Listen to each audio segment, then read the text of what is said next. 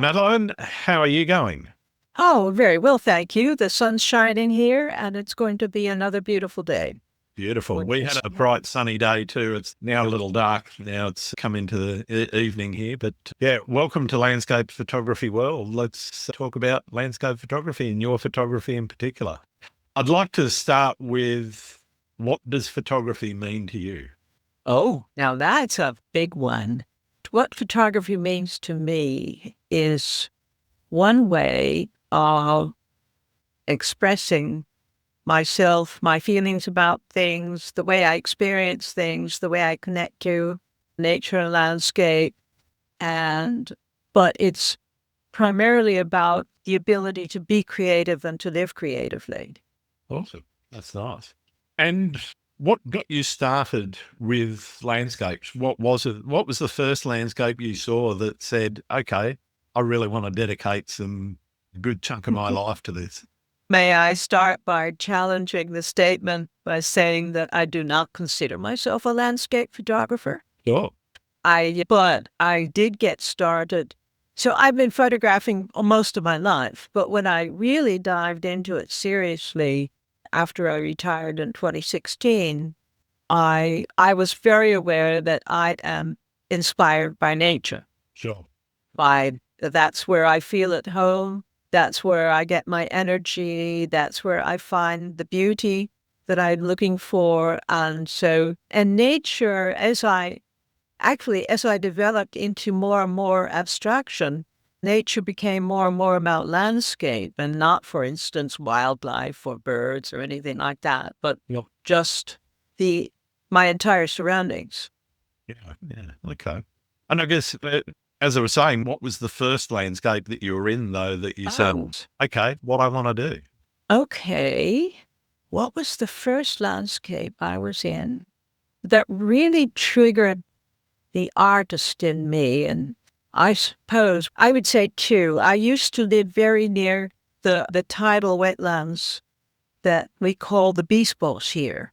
Ah, And they're this collection of little shallow creeks and secret places and trees standing in the middle of water. And it really triggered my imagination. what? That was, so it wasn't one photo. It was just the desire to go into that deeper, deeper. And I suppose the first time I went to Iceland, though when I say that, I think no, because I went to New Zealand before I went to Iceland. Okay.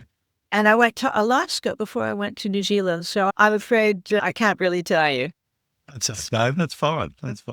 There I'm are just, some go on. there are some stunning places on Earth that spoke to the artist in me. Yeah. Speaking about being spoken to, I'm interested in what are the greatest influences and what are the things that really do inspire you? Is it the grand landscape? Is it the intimate scene? Is it the abstract? And I know that's probably changed over your career. Oh, definitely. Because, of course, I was going for the grand landscape and trying to show, when I first started, I just wanted to show people how beautiful everything was. Sure. And I gradually discovered two drawbacks to that. And one was that it meant I was taking pretty much the same images everybody else was taking. Yep. And it wasn't just showing them how beautiful it is, wasn't enough for me. I wanted to share the things that it really called up in me, my emotional responses to what I saw, which was just not happening in the grand landscape. And this is too much about what I was seeing Yeah. and not about what lies beyond it. And so I did, and I kept getting more and more intimate and looking more for the feeling, but also for the composition in small things. And gradually I started getting rid of the context. So my images became more and more abstract. Okay.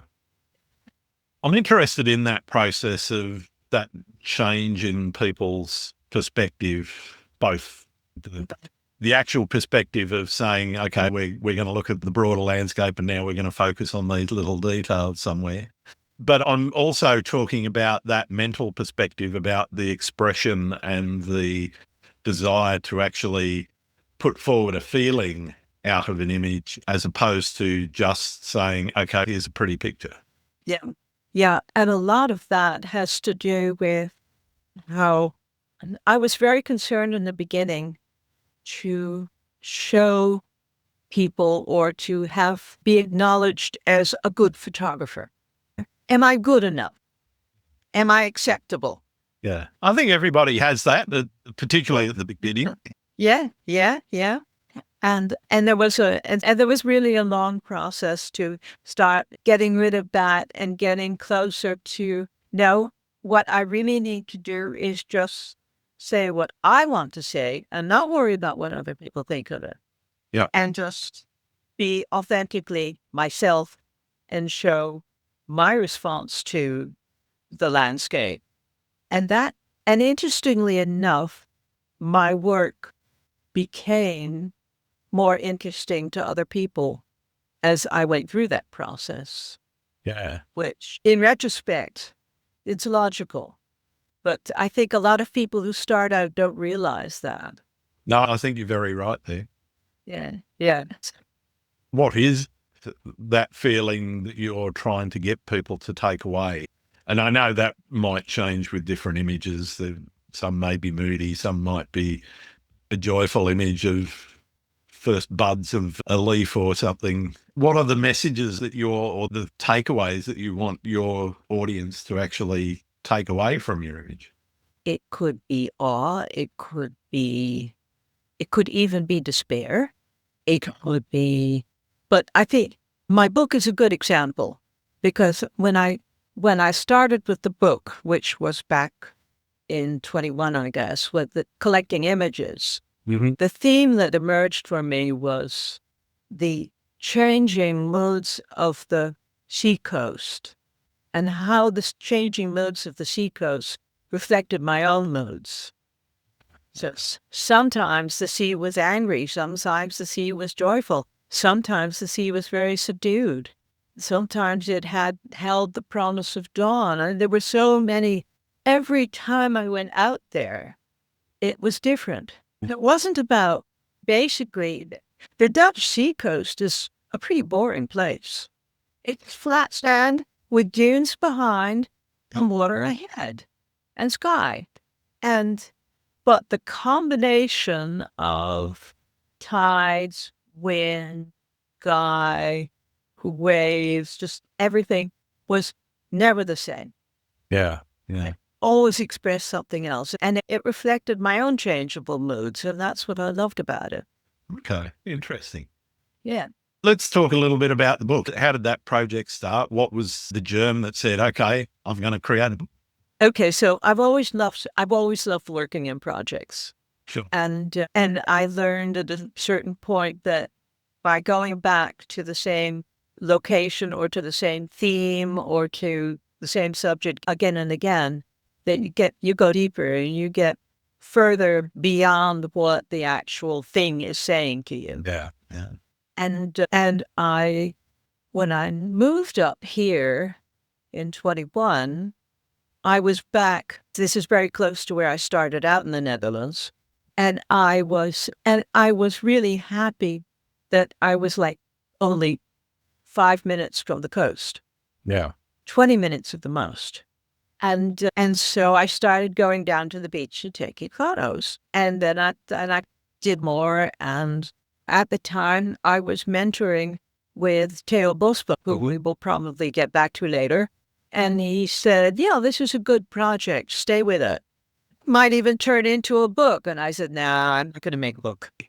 And then, like, maybe 2 years in, I realized, and that was about the time they said, you almost have enough images to make a book. Yeah. And I realized that it would be wonderful to, not only because I always love having something tangible. I love printing photos. Yeah. I don't want to see them just on the screen. And I realized that it would be wonderful to be able to share something, and not just for a few examples for friends and family, but really go all out and share something big would be what I want to say to the world about my art. And so it turned into, I think in the beginning of 2024, I said, okay, I'll do it if you coach me through the weird bits. And he said, sure. And went to meet a printer, talk to a printer, had good ideas about what I was doing and how that might work in a book. And ended up with something like 400 images that then Teo helped me do the sequencing, the selection and the sequencing. And I would urge everyone to not do that alone, but always have a second pair of eyes to work on that. And then the beginning of October, suddenly it was there. Awesome. And I think it's pretty awesome too. Yeah. I totally get where you're coming from in terms of that tangibility of photography. For me, an image isn't really finished until I've at least done a test print. It might only just be one of 4 on an A4 sheet or something, just as a quick view to say, okay, what does this actually look like? But I do books, but largely as a replacement for photo albums.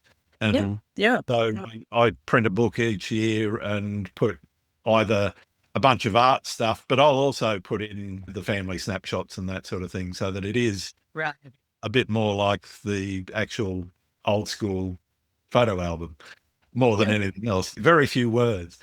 I'm interested in how you came up with the words to go along with the images, because most photographers are quite visual in their communication and their communication style, but I know I struggle with words and putting words around an image. I struggle with naming an image even. I've taken to giving each image, even if I just post it on social media, a name now, just to get into that practice and to help me think about what it is that I'm trying to say with the image as well. And I'm interested in your process of actually going through and finding the words for your images. That's very interesting, your practice of always giving images titles just for the practice. Because I've always been very difficult about giving images titles unless they immediately popped into my head. Because I don't want a title that just says what the image is, because you can already see that. But and when putting together the book and wondering, am I going to use any text at all? And if I am, what is it going to be? And I do have the advantage that I also do a lot of writing, and I enjoy writing. And so I wanted something that was at least lyrical, poetic, and not just saying, this was taken there and there. That has nothing to do with what I want to say.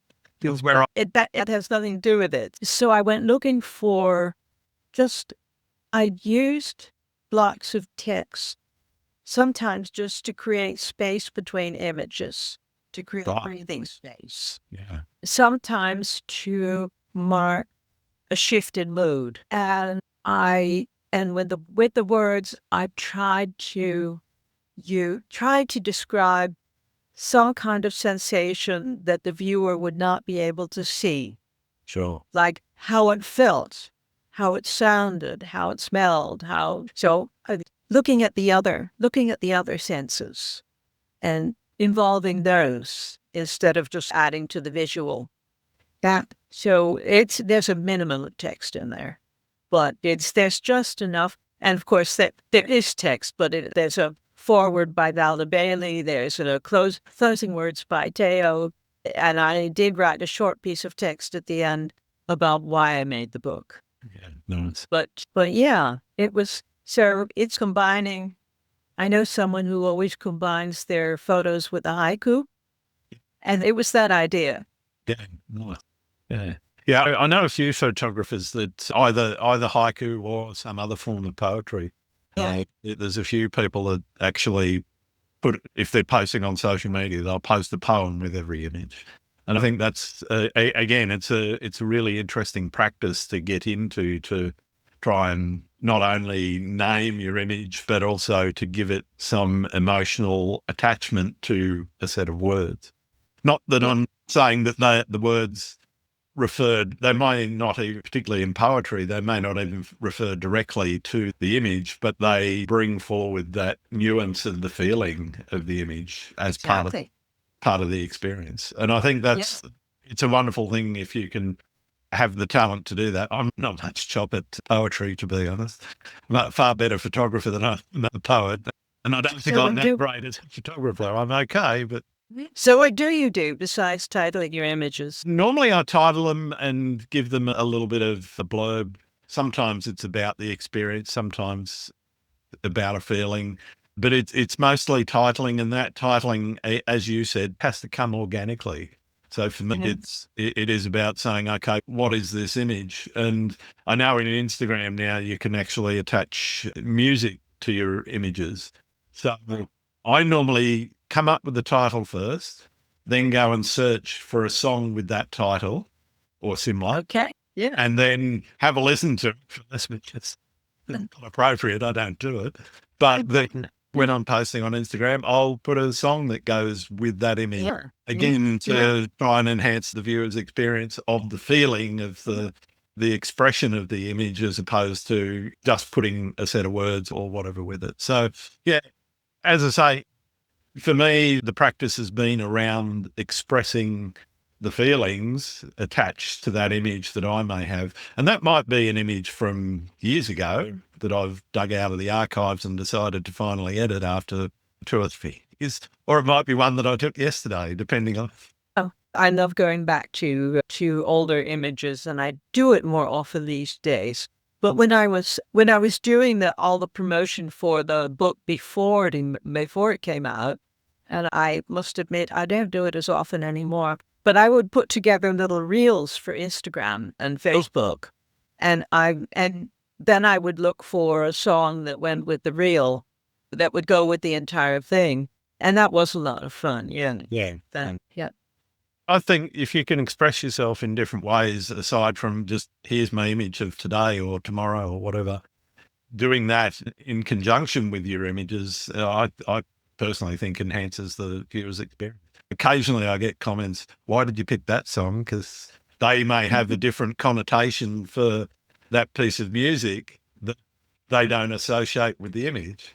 But that's true with titles too. Exactly. And also if you've got a book, people will look at the image and go, yeah, I don't really feel what you're saying there. Exactly. I had a discussion with a friend who'd seen a modern art, a painting in a gallery, and was really drawn to the painting, really loved it. And it was something abstract, but the title was Axiom.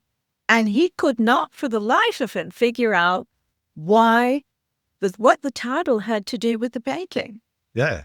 And I think so people have different associations with different things. Absolutely. And that there must have been somehow that must have clicked in the mind of the painter, but it doesn't necessarily click in the mind of the viewer. But as you said, it's something that is for you, not for other people necessarily. Yeah. It's a whole discussion about equivalence, which Stieglitz meant to say that the cloud photos he made were equivalents of emotions that he felt. No. But as I guess it was Minor Whiten pointed out, but they aren't necessarily the emotions that the viewer is going to see. The viewer might see entirely different things. Absolutely. I think that's one of the beauties, though, of photography and art in general, particularly abstract art, because you are leaving the interpretation up to the viewer. You might give them visual or auditory or other text clues to the way that you see the image, but they're always going to take away what they take away. It's not necessary.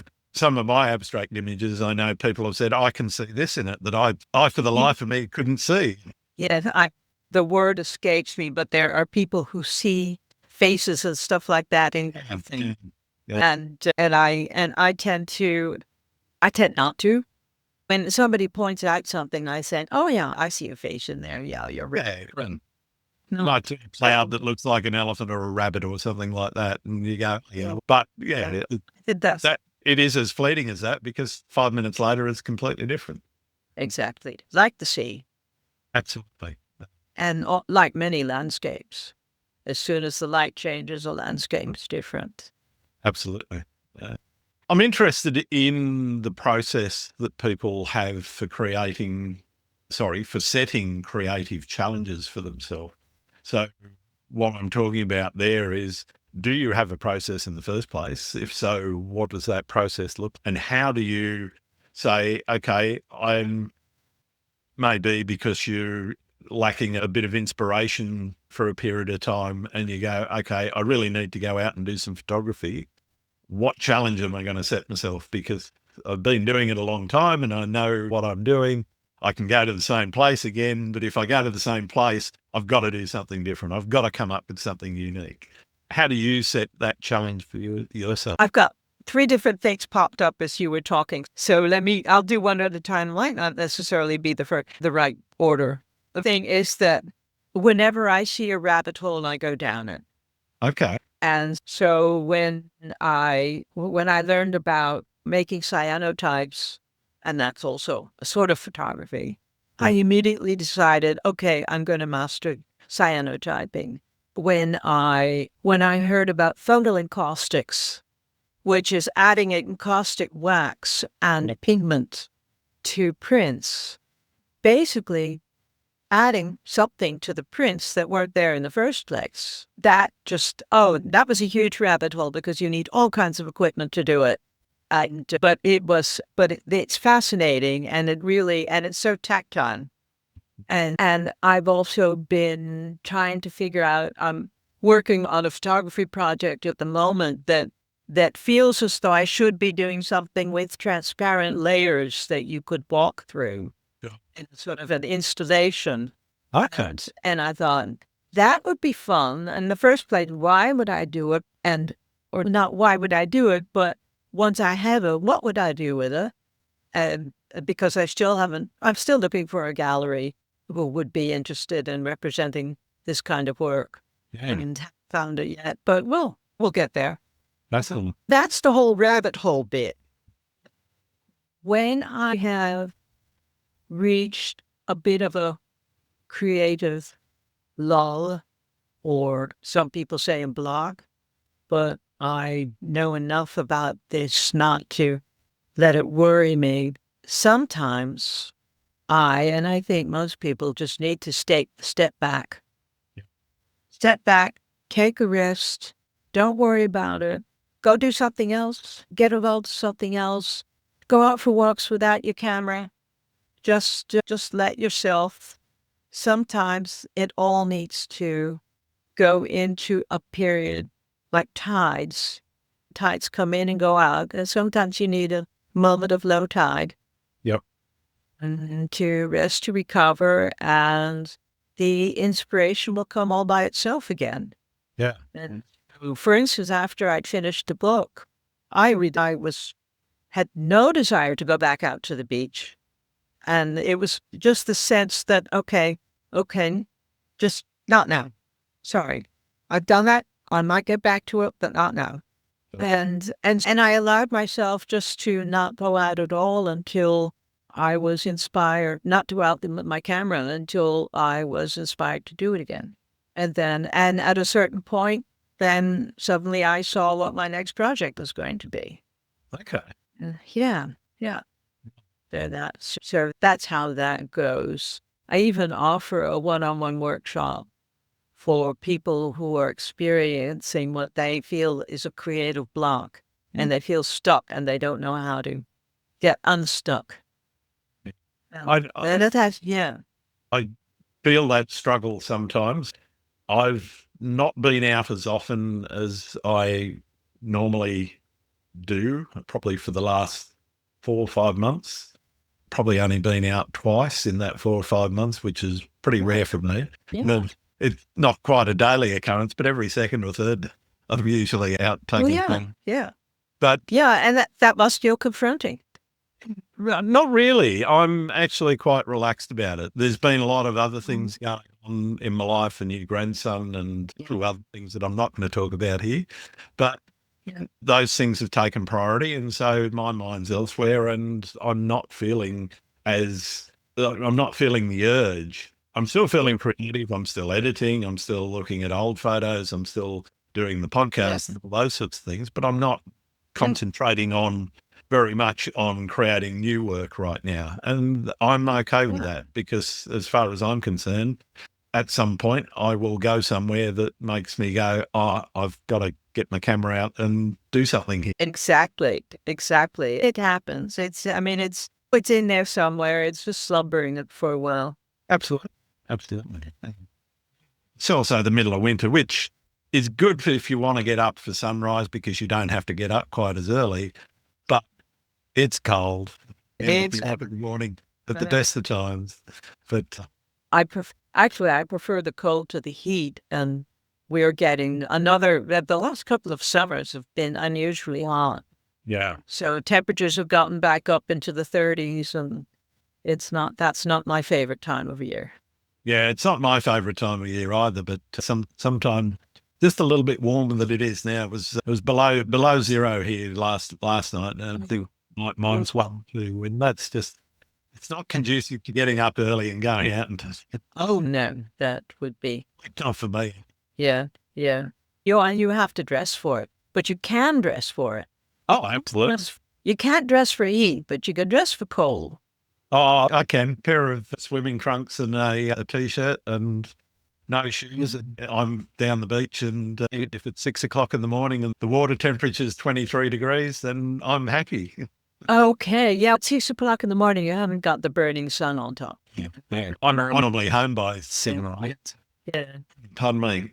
I'm interested in how people also, beyond the projects, how they actually connect with places before they go out and shoot them. Some people do a lot of research. Some people rely more on instinct. Some people rely on experience because it's somewhere they've been many times. I'm interested in your experience in that. Are you a planner? Are you somebody that is more instinctual with your photography? Do you do pre-visualization? What sort of techniques are you using before you go into the field to set yourself up for success? I'm not a planner. And any pre-visualization I do, I'm in the field and I'm thinking about how it should look when I want to print it. Yeah. So it's not, I don't think beforehand I'm going out to get that image and that image. Sure. I go out. So that's one answer. And I go slowly. Yeah. I don't immediately grab my camera and start shooting. I walk, I look, I let things come in and try to get in touch with, basically try to connect with the place before I do anything. Yeah. And I think some people talk about slow photography, but that's me too. I don't take a lot of images. When I find something that I want to capture, I will walk around it and take different images and different angles and try out different exposures. But I go really slowly from one thing to the other, and feel how I respond to it. And if it's something that I could make an image of. Yeah. There are a lot of things that look great. They're just not going to work as an image. Sure. So that's another answer. And then when I go on trips, the way I prepare myself is, for instance, when I went to Iceland, I went and read all the Viking family sagas. Oh, nice. Yeah. Because I wanted to get in touch with how Iceland's very much about spirits in landscape, and I believe in that too, and it feels as though it is there, and so I wanted to prepare myself for being sensitive to that. Interesting. Yeah. Or so I might read mythology, or I might read something about geology. The northern coast of Spain is just geologically so fascinating that it's good to have a sense of that geology before I went there. Nice. So that's what I do. I don't research beforehand what might be a good place to take a photo. Oh. Now, though I'm often with people who do. No. Yeah, there's a lot of people who use photographers, Ephemeris and various other apps and things, and they're planning, okay, the sun's going to come up between these two mountains or whatever, and they're sitting down pre-visualizing exactly where they want to put the tripod and everything, almost, and looking at Google Maps and everything. But yeah, I'm really interested in that whole breadth of everyone that does things their own way. And yeah, I can certainly resonate with some of what you're talking about there, particularly that slow to move on, so take your time, look at where you need to be, as you said, explore that subject so that you've covered every angle or whatever it is that you want to try and wring out of it, but definitely don't move on until you're done. Yes, and look deeply, below the surface, look beyond what you're seeing, and try and take the time to connect to something before that you decide to photograph it. Mm. And that, I think, that's very much the slow part, because I know people who would run past the most beautiful things because they were looking for something instead of looking at where they were. Yeah. That's amazing. Talk to me about cyanotypes. For those that don't know what they are, just give a very brief rundown, but also for those that might skip ahead if you know what a cyanotype is. But I'm interested in how you got into that. What was it that took you down that rabbit hole? So let's dive down the rabbit hole together and think the cyanotypes a bit more. I'd heard about them for ages, and I knew that if you put an object on light-sensitive paper and you expose that to light, then it will give you the silhouette of that object. Cyanotypes is taking that a little further, because you coat paper to make it with chemicals to make it light sensitive. Yep. And then you do something with that coating, either when it's wet or when it's dry, depending on how complicated you want to get, because dry cyanotypes are pretty basic. Then you put something on it and you expose it to light, and you get that silhouette. And then you rinse the chemicals off, and eventually it all turns blue or bluish, cyan. But when you start working with the wet chemicals and you add stuff to that, you could do anything as simple as sprinkling some salt on it. Okay. Or some people use turmeric or soap bubbles or coffee grinds or whatever. If you treat it with it, then you do whatever else you want to do with it, and then you expose it to light, then your first result before you rinse it is going to have many different colors. Yeah. You can photograph that before you rinse it, and you can photograph it after you rinse it, and you've got two different images. So it's not necessarily about the image that's eventually on paper. Sometimes it's about the image during the process that you photograph just to freeze that moment. Yep. Because it's going to disappear. Yeah, it's going to disappear when you wash the chemicals away. Yeah. And if you don't wash the chemicals away, then all it does is just get darker and darker. So you have to wash the chemicals away at some point. So that opened up different perspectives. And then what I also like about it is that you can do it on different types of paper. You can do it on handmade paper. You can do it on any kind of semi-transparent, like rice paper, that doesn't dissolve when you get it wet. Sure. And each one has its own results and its own effect, which was another rabbit hole, because I started doing handmade books, artist books. Yeah, nice. On off. And then you need something to put on the cover of the book.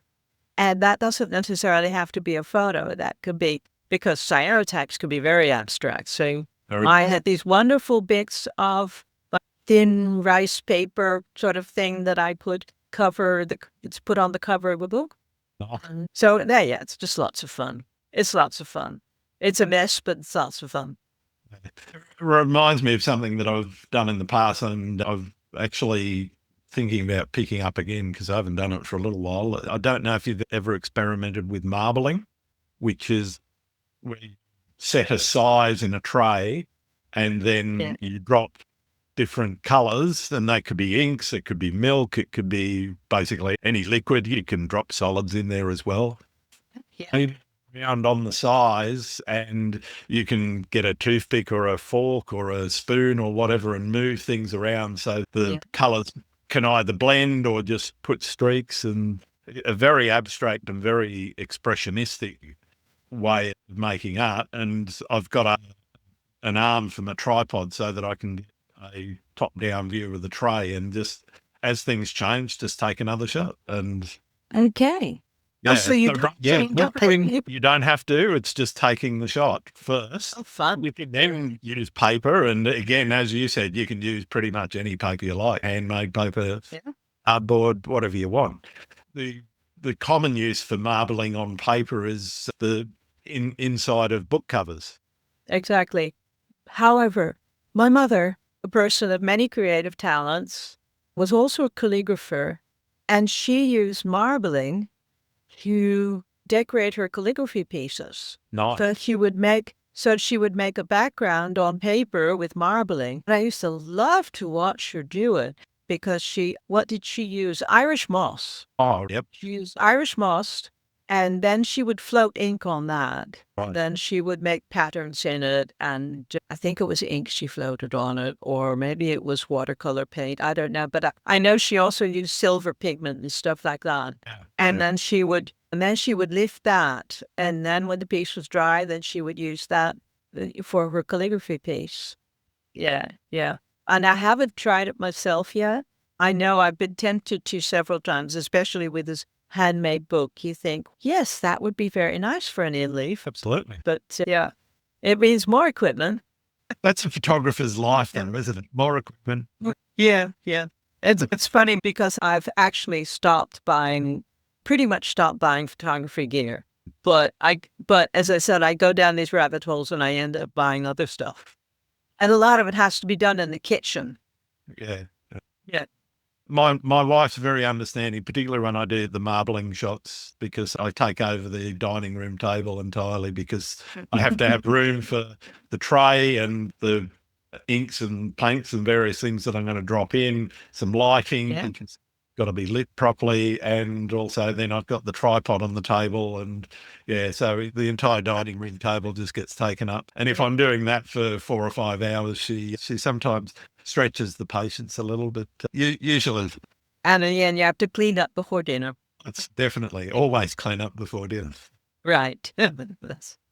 Right. Yeah. Yeah. Photo and caustics was even worse because I have to melt encaustic wax, which is beeswax and resin, and that means on the stove, on a separate electric heater, otherwise I'm going to ruin the stove, but on top of the stove, so I'm under the exhaust fan. And when that stuff gets on something, it's really difficult to get it. Yeah, it doesn't come off. I love that use of experimentation. I'm interested, though, in when experiments don't go how you expect. How do you react to that, and what do you learn from that experience?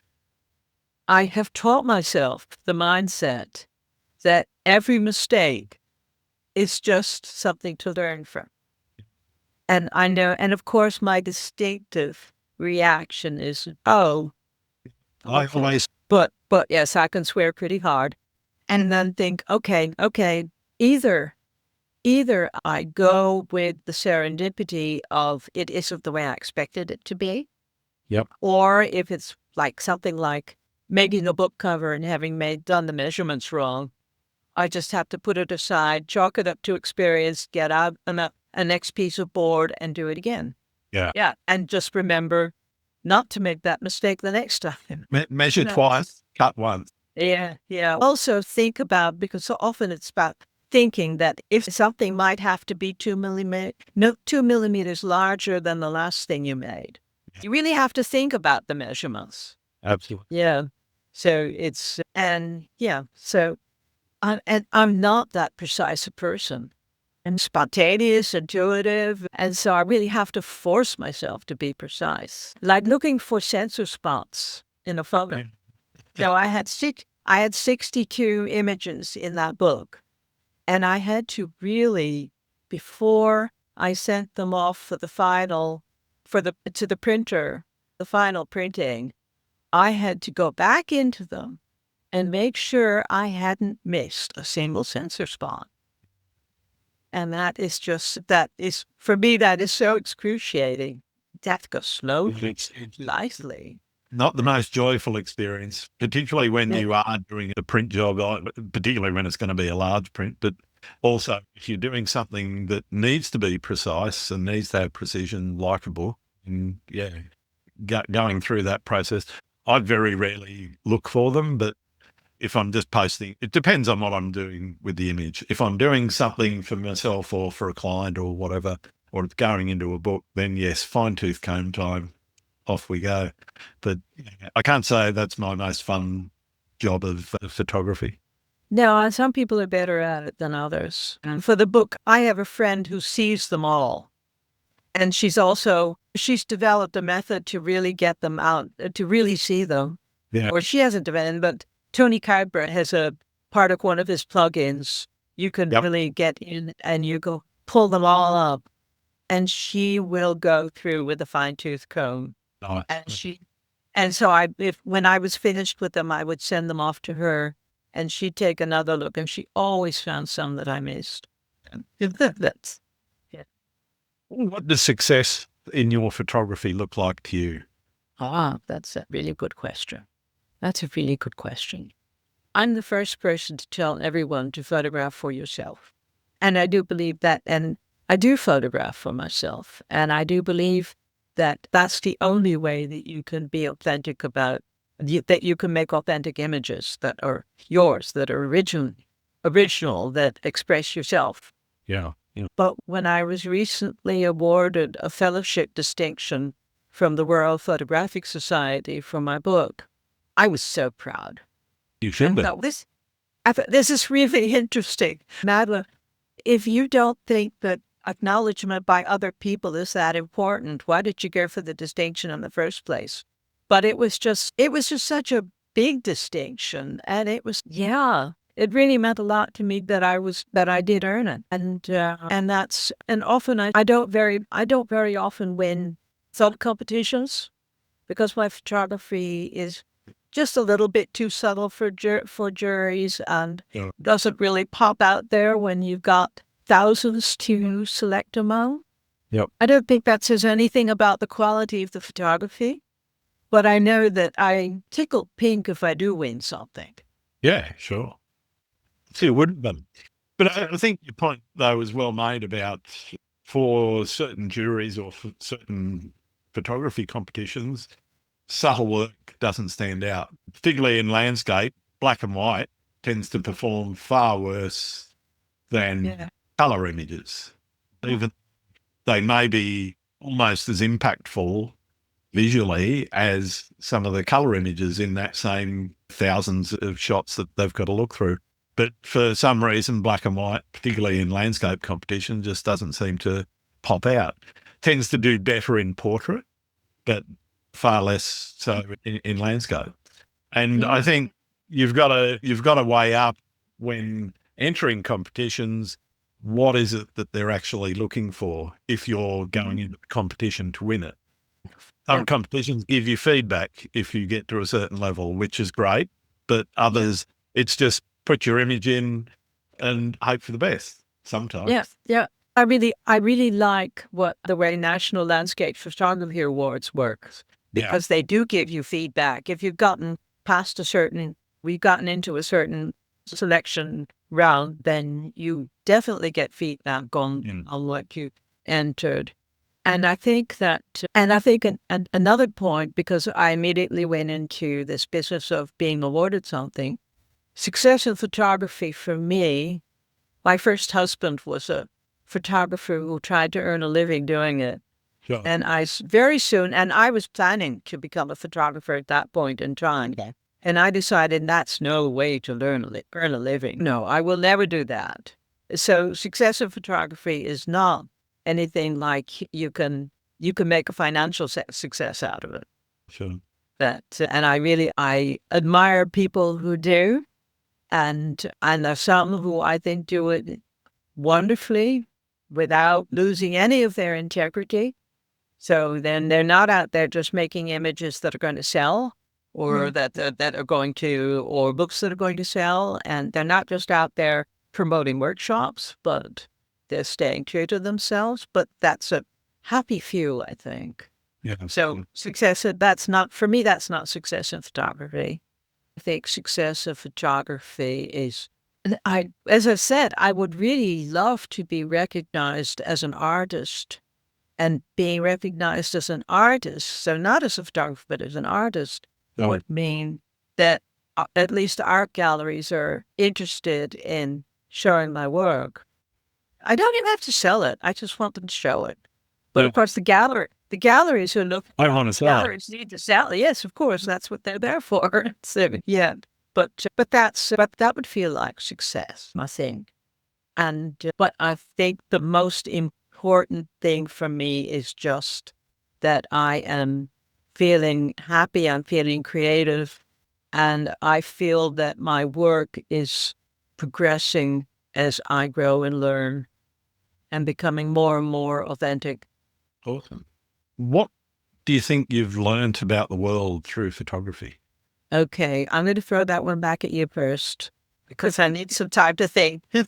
What I've learnt, I think, is both the world itself is an incredibly and awe-inspiring and interesting place.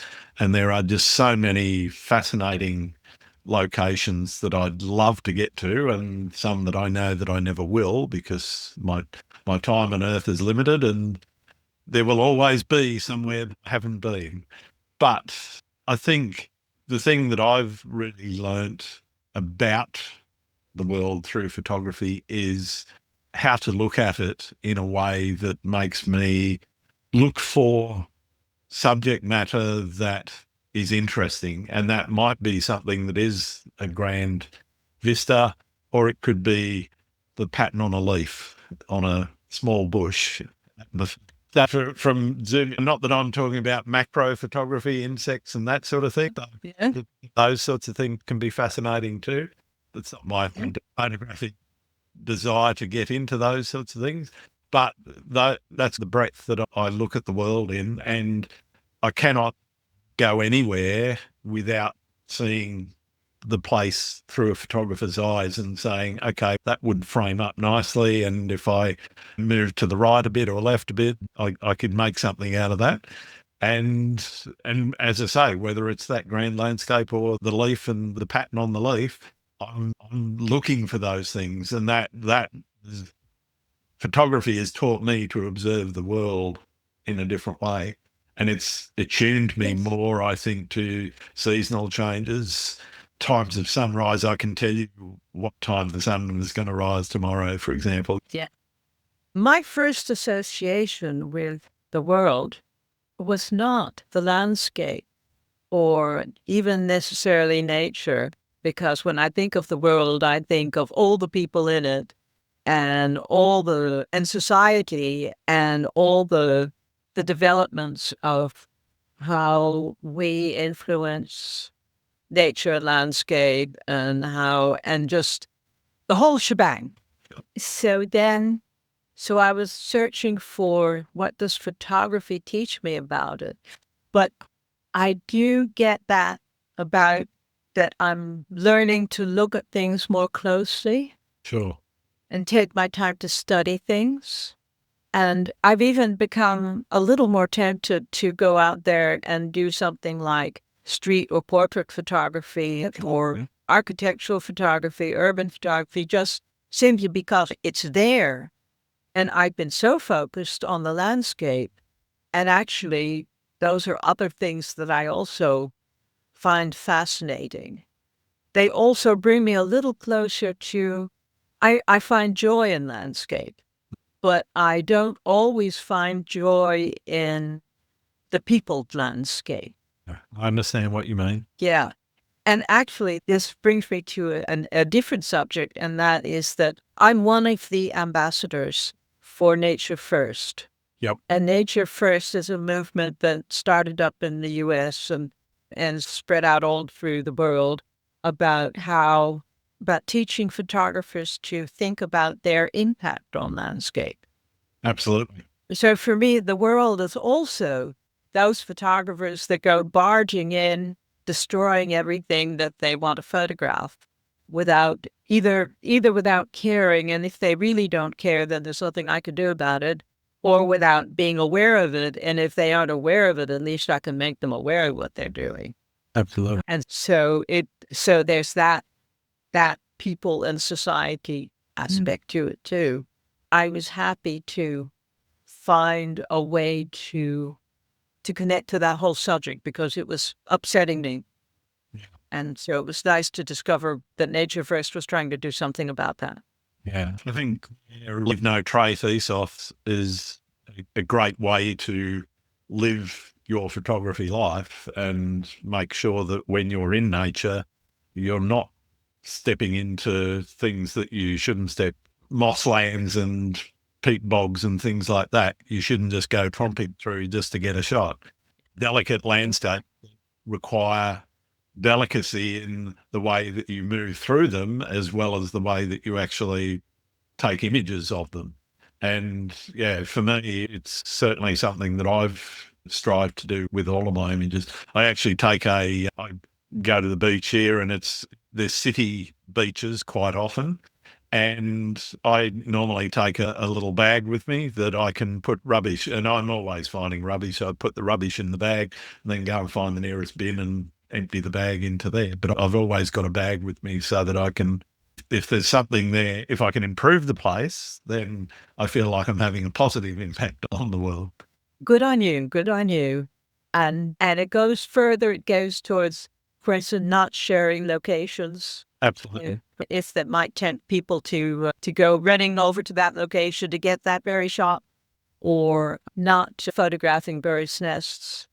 Yeah. Because you might be scaring off the parents so they don't come back to feed the baby birds, but just thinking about what am I photograph? What do I want to photograph? And how am I going to impact it? Yeah. But we got away from your question and about learning about the world. But yeah, it is teaching me to observe the world more closely and maybe even think of ways of photographing things that I haven't done yet, like the entire world of people. Yeah, I don't like taking photos of people usually. It takes me way out. Yeah, it takes me way out of my comfort zone. Yeah, I've photographed corporate events, which I find relatively easy because you can interact as much as you want with the people, but usually at a corporate event, you're trying to tuck yourself away in a corner that nobody's going to notice you. Use a long lens, zoom in on a face or a gesture or whatever, and have your uncle from there. But yeah, it's not my favourite sort of photography. No, because I think you have to get into it at the same level as we are in landscape photography, by going deeper and deeper and turning it into art and not just a photograph of a bunch of people standing around. Exactly. You need a few shots of people standing around just so that you got the general vibe of the place, but you have to focus in on somebody with an interesting gesture or an interesting expression on their face or an interested expression. Yeah. And then I look back at the masters of street photography, with somebody like Cartier, and I think, but what he was making was art. Oh, absolutely. Yeah. Yeah. So maybe sometime. Maybe. I'll be interested to see how that goes. What's the best and or worst piece of advice anyone's given you? Oh, I know what the worst one was. Rule of thirds. Okay. Because once you get stuck in that sort of compositional rule, it's really hard to let go of it again and just get the composition that works. Yeah. So and I think that happens to a lot of beginners. Yeah. They get bogged down that game and leading lines and that sort of thing. And then they're not satisfied with the photo unless they've got it exactly the way they were taught to do it. Yeah. Yeah.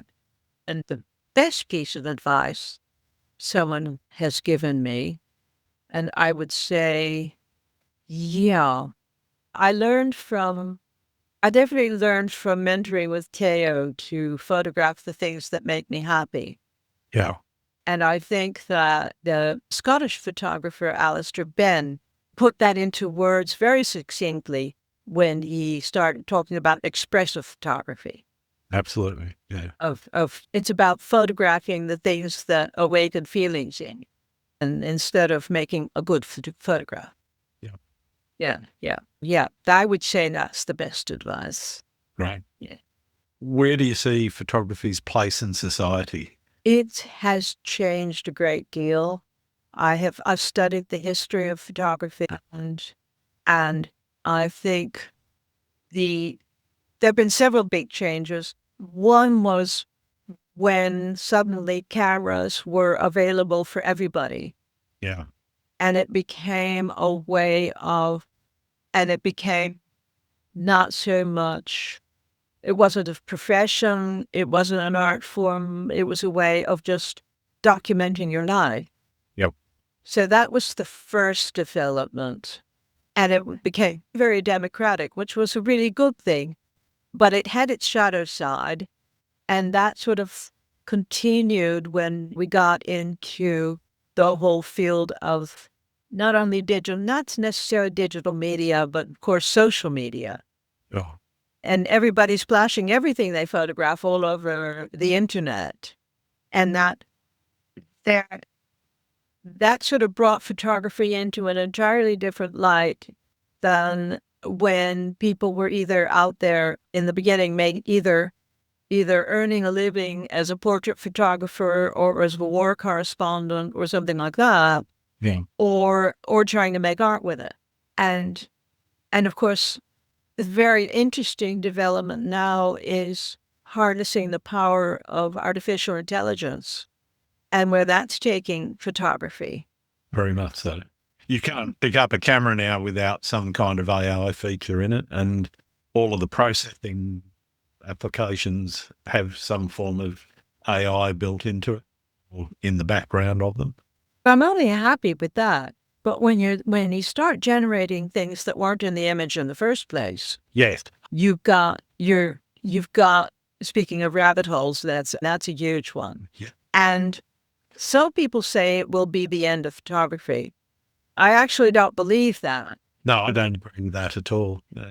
It can make images that other people make and make perfect duplicates and perfect images of locations. But when your photography is art, when you're trying to express something intangible, you don't have to be afraid of AI pushing you out of business. No. So it all depends on the kind of photography you're doing.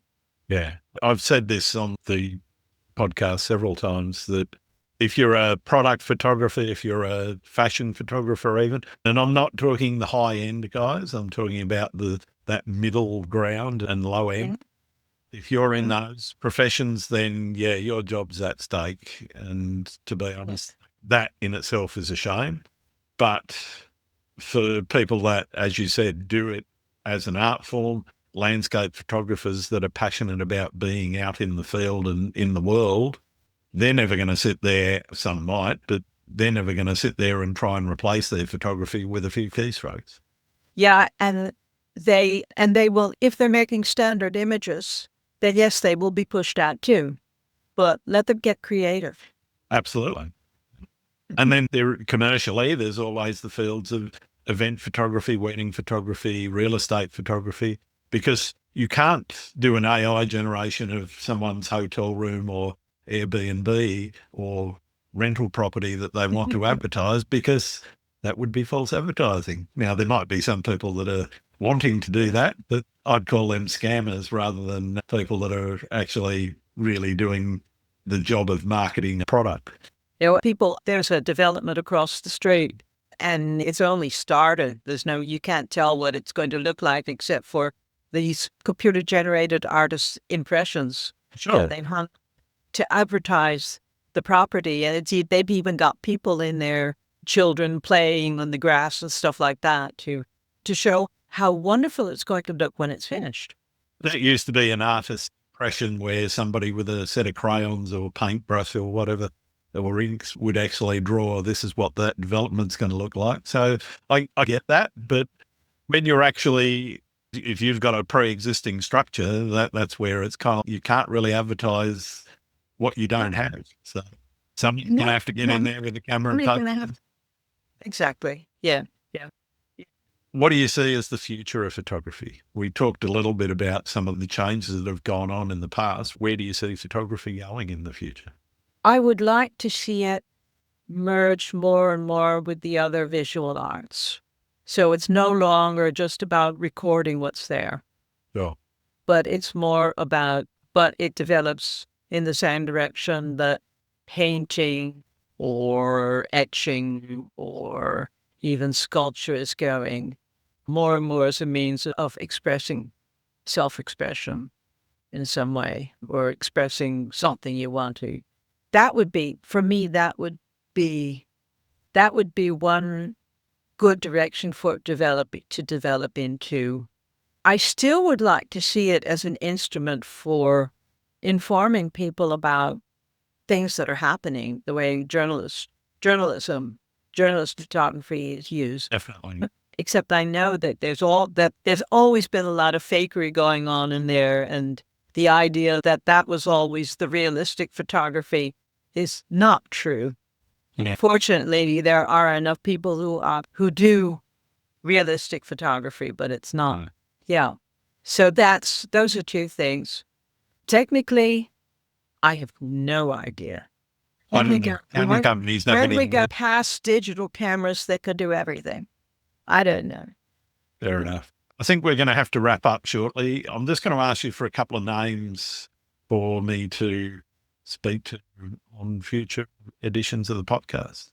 Yeah. Not having a full list of who you've had, I'm just going to drop a couple of names and I've already dropped a couple of names in the talk. I think that as far as Europe is concerned, Theo Bosboom, who I've mentioned a couple of times, Sandra Bartokra, who's a German photographer, does really interesting work. Alistair Benn, who is very much a landscape photographer with his own unique approach. I've had Alistair on the show, yeah. You've had Alistair? Yeah. Okay. But I think that's as far as I got. I was thinking about it ahead of time, and that was pretty much as far as I've got. I know you've got Alice, who's a very dear friend of mine. And she's extremely creative, and you have her shortly. Yep. Yeah. Is that a good start? That's perfect. Thank you, Madeline. I've got one more question for you, and it's a bit of a silly one, but it's one that a lot of photographers are interested in. Do you like pineapple on pizza? I do not like pineapple on pizza. I would not put any kind of fruit on my pizza. And tomatoes. Tomatoes are a fruit. Yeah, you're right. Tomatoes are a fruit. I apologize. But sweet fruits. I know what you mean. And I actually only like pineapple if it's very fresh, plucked in the part of the world that it grows. Yeah. And the stuff they put in tins and stuff like that just does not tick any of my boxes yet. No. All right. Do you like pineapple on pizza? I won't pick it off, but I don't order it normally. It's funny, I did order a pizza and I didn't actually clock that it had pineapple on it a few weeks ago. And it did. Yeah, I ate it. I'm happy to eat it. If it's there, it's not a problem for me. But yeah, I don't normally order it. It's not something that I go out of my way to seek. Yeah. It's I'm very much Italian. Pizzas are Italian. Yeah. Person. Yeah. No, that's a good way to be. All right. Thank you so much, Madeleine. It's been wonderful speaking with you and getting to know you a little bit better. Where can people find your work? On my website, which is just www.lenagh, that's my last name, .nl. Perfect. Thank you very much. Thank you. This has been delightful. I've enjoyed it a lot. I'm pleased to hear that. If you've tried to experiment with your photography, leave a comment below. Thanks again for listening to Landscape Photography World. I hope you enjoyed the show.